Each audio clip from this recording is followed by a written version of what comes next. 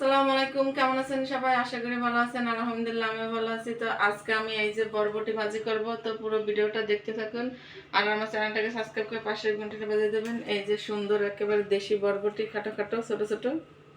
এই যে এখন আমি বরবটিগুলো কুটে নেব। তো বরবটির আটিটা দেখি যে সবসময় দেখি দড়ি কিংবা কোনো কিছুতে বাঁধা থাকে, এটা এই আটিতে দেখি যে রাবার দিয়ে বেঁধে রাখছিল। তো রাবারটা খুলে নিলাম, খুলে এখন এই যে আমি বরবটিগুলো কুটে নিচ্ছি। আর বরবটিগুলো একেবারে দেশি বরবটি, আর আমরা তো খাই হাইব্রিডেরই বেশিরভাগ। তো এই বরবটিগুলো একেবারে খাটো খাটো ছোটো ছোটো দেশি বরবটি। তো বরবটিগুলো এই যে আমি সুন্দর করে এই যে এইভাবে একেবারে ছোটো ছোটো করে কুটে নিচ্ছি। আর সম্পূর্ণ বরবটি আমি একইভাবে কুটে নেব।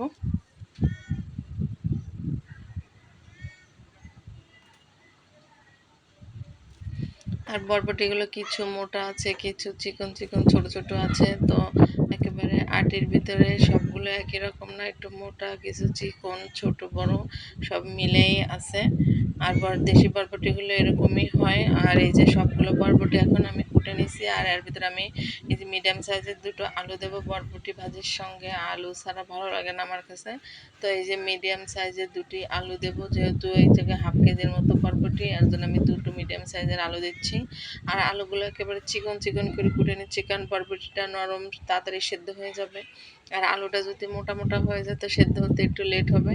তো এই যে আমার একেবারে আলুগুলো কুটা হয়ে গেছে। আর এই যে বরবটি আর আলু দিয়ে একেবারে রান্না করতে চলে আসলাম। তো এই যে কড়াইতে তেল দিয়ে এর ভিতরে আমি ঝাল আর পেঁয়াজ দিয়ে দিলাম।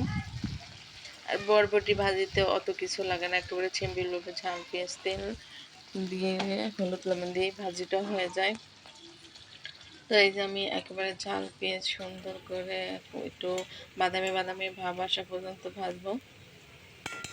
তো এই যে একেবারে বাদামি বাদামি ভাব চলে আসে যখন আমি করছি কি, এই যে বরবটিগুলো দিয়ে দিচ্ছি, দিয়ে এখন পরিমাণ মতো লবণ দিয়ে দিচ্ছি হলুদের গুঁড়া দিয়ে এখন আমি ভাজিটা সুন্দর করে নাড়াচাড়া দেবো। আর ভাজিটা ধোয়ার সময় যেটুকু পানি এই যে ভাজির সাথে ছিল, তো আমি আর পানি আর এর ভিতরে দিব না। যেটুকু পানি ওই ভাজির ভিতরে রয়েছে ধোয়ার সময় এই যে ঢেলে দিছি গামলা সহ, তো সেইটুকু দিয়ে আমার একেবারে ভাজিটা হয়ে যাবে। আর আমি আস্তে আস্তে জাল দিয়ে ভাজিটা রান্না করব। তো এই যে দেখেন আমার ভাজিতে আরও একটু পানি উঠছে, তো এইটুকুই আমার আলু বরবটি একেবারে সেদ্ধ হয়ে যাবে। আর এখন আমি করতেছি কি, নাড়াচাড়া দিয়ে আবারও সুন্দর করে গোল করে করব কি, ঢেকে দেবো।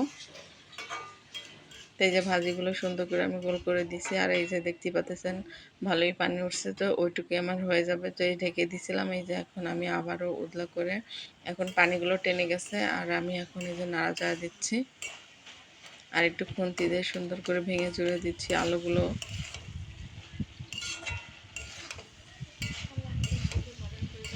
এই যে পানিটাকে প্রায় টেনে গেছে, অল্প একটু পানি আছে। তো আমি এই যে ভাজিটা নাড়া দিয়ে আবারও ঢেকে দিচ্ছি।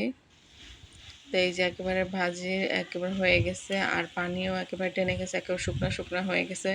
একে দেখলেই বুঝতে পারতেছেন যে ভাজিতে একেবারে কোনো পানি নেই, একেবারে শুকনো শুকনো। তো এই যে আমার ভাজি হয়ে গেছে, এখন আমি ভাজিটা নামাই নিচ্ছি বাটির ভিতরে।